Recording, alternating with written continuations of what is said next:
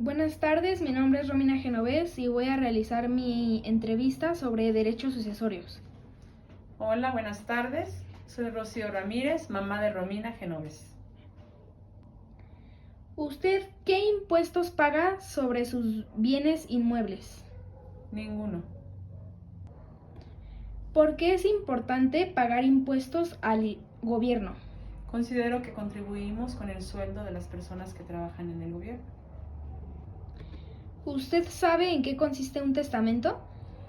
Un testamento consiste en este caso cuando tenemos alguna propiedad, se la podemos dejar como herencia a un hijo, en este caso directo, o a un familiar.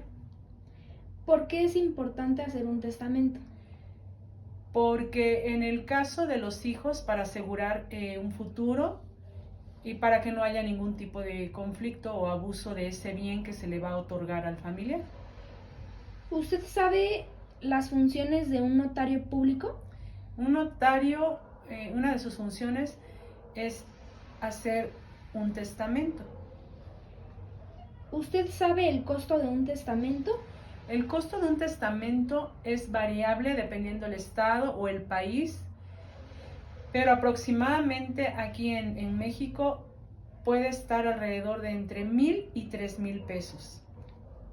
¿Quiénes son las personas que tienen derecho a heredar sus bienes? En mi caso serían directamente mis familiares, que son mis hijos. ¿Por qué cree que las familias llegan a tener problemas cuando se tienen que repartir los bienes? Por precisamente por intereses económicos que hay de por medio, porque no hay una buena comunicación o una buena relación con la persona que en ese caso pues ha fallecido. ¿Usted sabe qué es una albacea y sus funciones?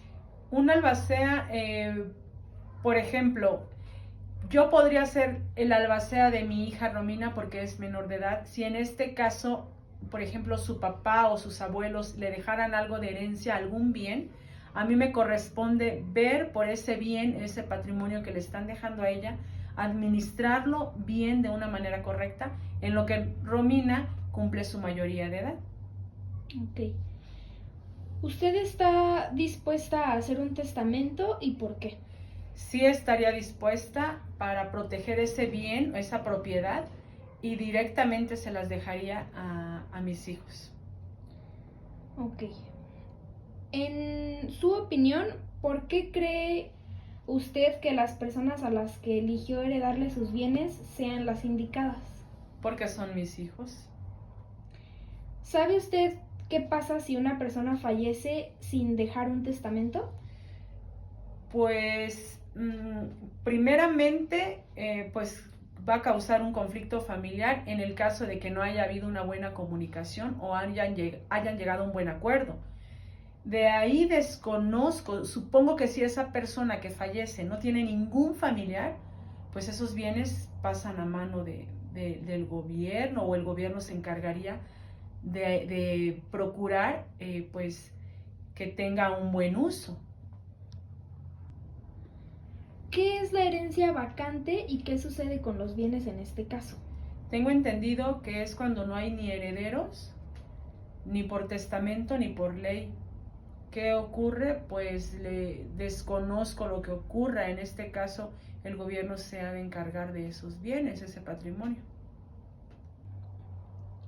¿Sabe usted qué es la exclusión de la sucesión? Tengo entendido que quedan excluidos, o sea, quedan fuera de ese testamento que se vaya a formular. Puede ser desde el primogénito, los demás hijos, los familiares, están excluyendo a todas esas personas de ese testamento, por decisión de la persona que en este caso va a fallecer. ¿Qué es la sucesión transversal?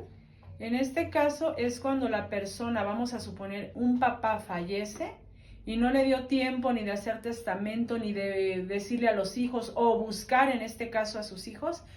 Mientras esos hijos tengan cómo comprobar que hay un registro de sus apellidos, un acta, entonces en automático esa persona fallece, en este caso el papá fallece y no tuvo oportunidad de llegar a una buena comunicación o buscar a sus hijos. En este caso, los hijos, siempre y cuando tengan cómo comprobar, haya un acta de reconocimiento donde viene legalmente los apellidos del papá, en automático esos bienes los heredan. En automático los hijos heredan esos bienes. Ok, ma, gracias por tu tiempo. Al contrario, Romina, con mucho gusto.